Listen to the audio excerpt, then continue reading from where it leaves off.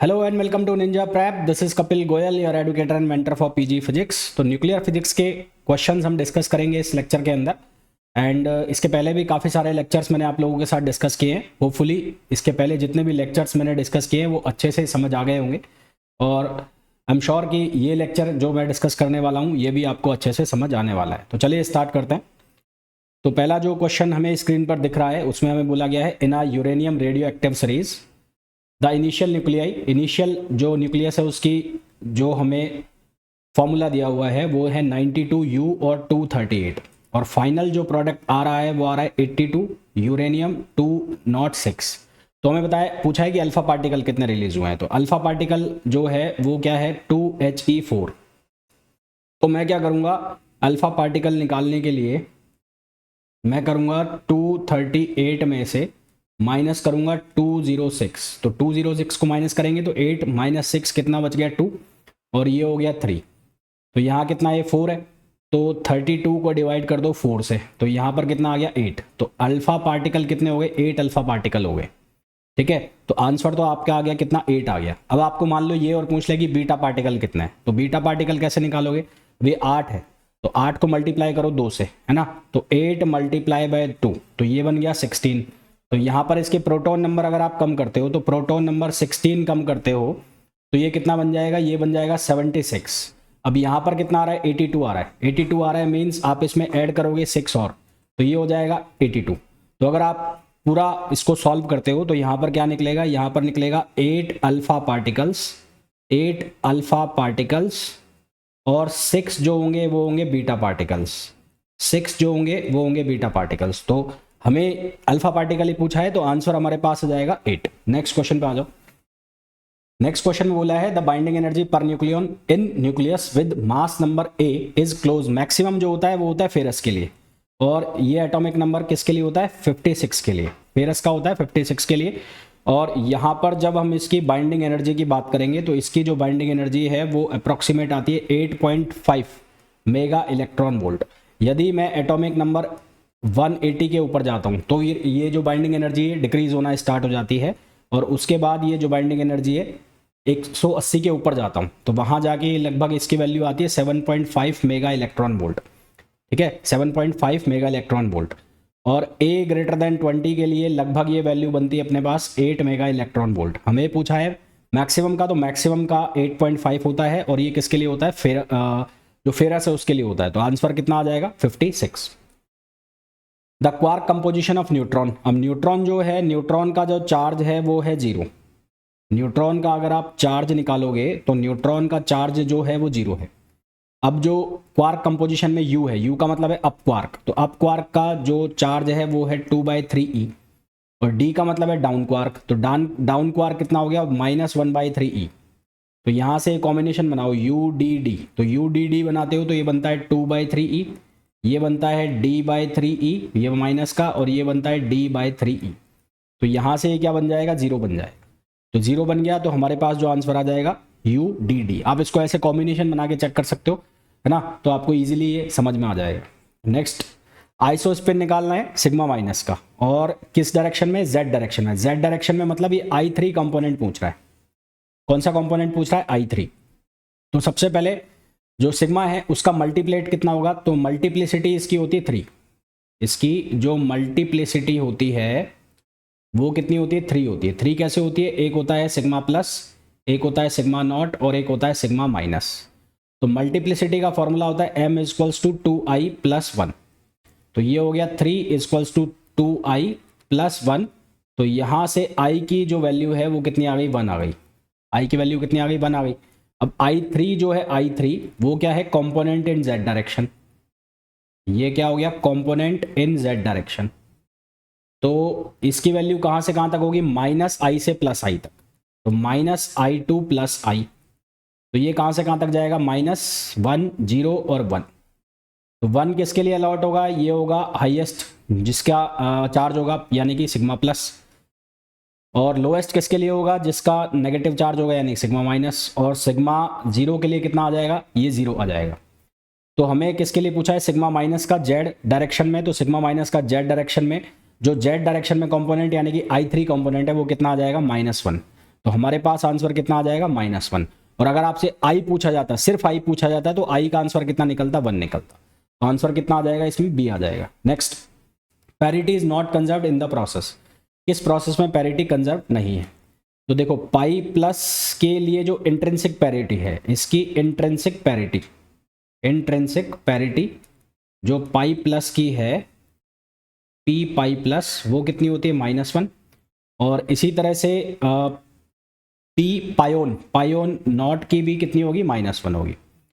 और के प्लस की अगर आप पैरिटी निकालते हो, किसकी निकालते हो, के प्लस, तो के प्लस की पैरिटी अगर आप निकालोगे, यानी कि के प्लस पी के प्लस, तो इसकी जो पैरिटी आएगी वो कितनी आएगी, वो आएगी +1। तो फाइनल और इनिशियल और फाइनल पैरिटी को आप कंजर्व कर लो, चेक कर लो। तो इनिशियल जो पैरिटी बनेगी, इनिशियल पैरिटी, तो इसकी जो इनिशियल पैरिटी बनेगी के प्लस की, वो कितनी बनेगी, के प्लस, और यहाँ पर कितना आएगा, +1। और इसकी जो फाइनल पैरिटी हम बनाएंगे, फाइनल पैरिटी, तो फाइनल पैरिटी इसकी जो बनेगी वो क्या होगा, इनका मल्टीप्लिकेशन होगा सबका। तो P pi plus P pi minus, और एंगुलर मोमेंटम जो है वो लिखना है हमें यहाँ पर, तो एल। तो एंगुलर मोमेंटम यहाँ पर कितना आ जाएगा, इसका 0। तो ये कितना हो जाएगा, ये हो जाएगा -1 और ये हो जाएगा -1। ठीक है, ये -1, ये -1, और यहाँ कितना हो जाएगा, -1/0। तो यहाँ से हमारे पास ये कितना बनेगा, ये बन जाएगा +1। और यहाँ पर इसकी पैरिटी कितनी आई, के प्लस की पैरिटी आई, इंट्रिंसिक पैरिटी, ये आई -1। तो यहाँ पर आप ध्यान से देखोगे तो ये इनिशियल और फाइनल जो पैरिटी है, initial is not equals to final. तो इनिशियल फाइनल के इक्वल नहीं है, तो ये इसमें कंजर्व नहीं होगा। तो ये कंजर्व नहीं होगा, तो ये वीक इंट्रैक्शन हो गया। ठीक है, कौन सा इंट्रैक्शन हो गया, वीक इंट्रैक्शन हो गया। तो हमारे पास जो आंसर है वो कौन सा हो जाएगा, वो हो जाएगा ए। नेक्स्ट क्वेश्चन पे आ जाइए। The baryon and lepton number of protons are. तो baryon and lepton number of proton पूछा है, तो फॉर प्रोटॉन लेप्टन नंबर जो होगा वो 0 होगा। और अगर इसके बैरन नंबर की बात करो, बैरन नंबर की अगर हम इसकी बात करें प्रोटॉन के, तो प्रोटॉन के लिए जो इसका बैरन नंबर होगा वो होगा 1। तो बैरन नंबर हो गया 1, लेप्टन हो गया 0। इसी तरह से आपसे न्यूट्रॉन का पूछा जा सकता है। तो न्यूट्रॉन के लिए उसका जो लेप्टन नंबर होगा वो होगा 0, और बैरन नंबर होगा उसका कितना, 1। इसी तरह से आपसे इलेक्ट्रॉन का पूछा जा सकता है। तो इलेक्ट्रॉन के लिए उसका लेप्टन नंबर होगा 1 अगर इलेक्ट्रॉन है, और बैरन नंबर होगा उसका कितना, 0। हमें क्या पूछा जा रहा है, हमें प्रोटॉन पूछा जा रहा है, तो प्रोटॉन के केस में क्या आ जाएगा, 1 0। Next, the p nucleus scattering cross section is usually expressed in term of barn. तो ए बार्न इज, तो बार्न जो है वो यूनिट है किसकी, क्वाड्रुपोल मोमेंट की भी होती है, और ये यूनिट है एरिया की भी, क्रॉस सेक्शन एरिया। और ये कितना होता है, 10⁻⁻28 मीटर स्क्वायर। तो आंसर हमारे पास क्या आ जाएगा, सी आ जाएगा। Next, the nuclei 14C614 half life दे रखिए, तो टी हाफ की वैल्यू होगी 5700।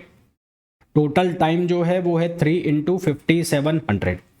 तो यहाँ से n/n0 इज इक्वल्स टू 1/2 और t/t half.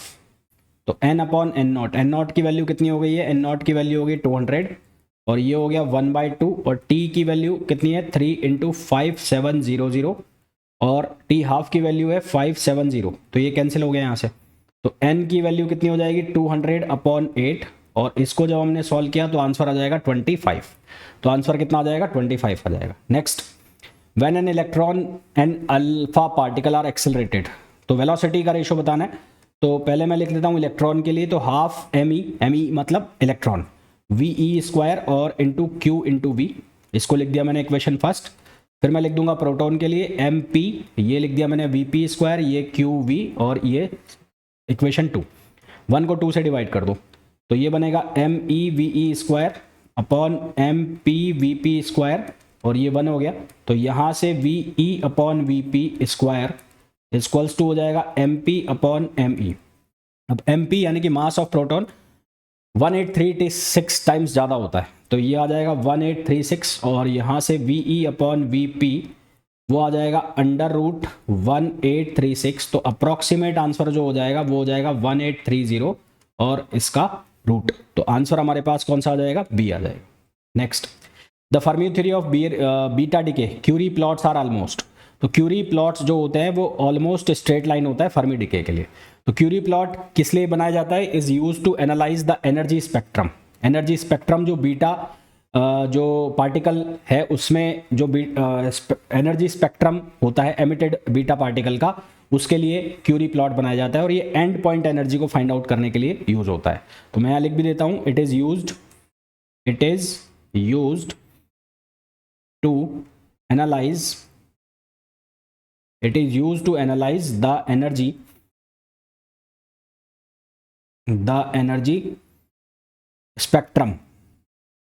Spectrum of emitted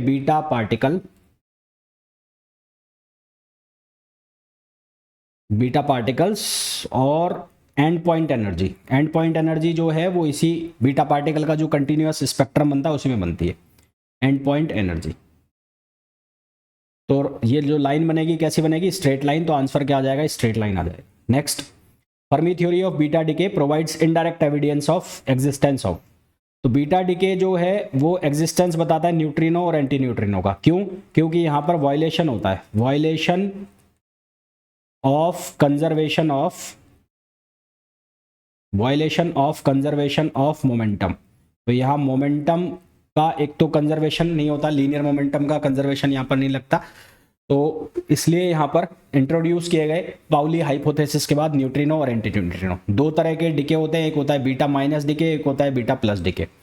जब बीटा माइनस डीके की बात करते हैं तो न्यूट्रॉन कन्वर्ट होता है प्रोटॉन में, यानी कि एक एटॉमिक नंबर जो है वो इंक्रीज हो जाता है बीटा माइनस डीके की बात करें। तो यहाँ पर क्या बन जाता है? यहाँ पर